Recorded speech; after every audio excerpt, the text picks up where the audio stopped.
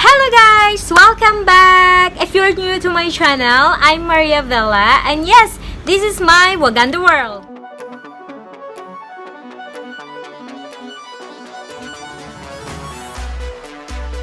I just would like to share to you how I did my eyeshadow makeup. And for those who have hooded eye like me, or downturned eye, so yeah, this is how I did my one. So, ito yung resulta. Hindi ko na-vlog kanina. I was in a rush kasi late na kami sa aming aatinan na party ng asawa ko. So, ngayon ko lang siya ma-introhan. Ayan na nga, medyo may pagka-oily na yung face ko. But it's not really oily. It's the setting spray or I don't know. I think it's just, there's no smudging or blotting that happened. It's just like my face is kind of like oily. But it's all fine. Well, this is not a review for all the products that I use for today. I just would like to share to you if there is progress of my self makeup tutorial sa aking eyeshadow. So I hope you will enjoy watching.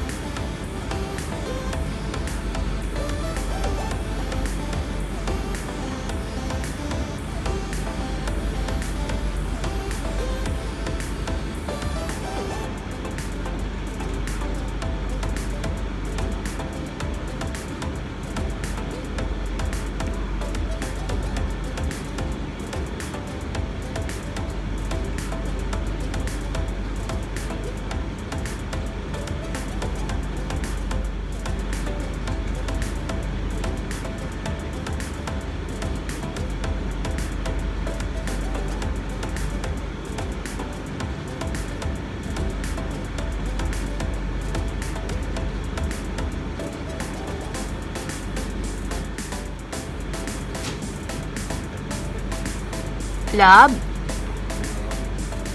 Ah. I'm almost done. Aray ko.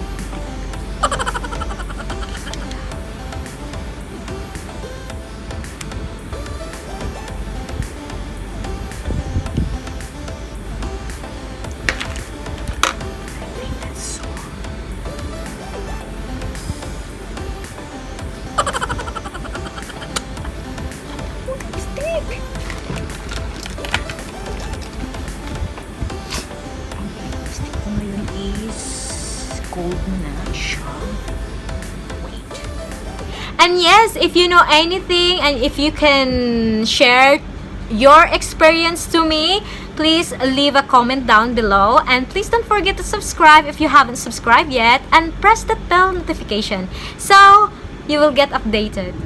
Shout out Chupang Puang! Chupang Puang! Yes, I have 2 channel, guys. You're welcome to visit it. I do my life blog with Kayvon. That's MariaVilla. And for my beauty blog, it's MariaVilla, one word and space MV. I hope to see you guys there.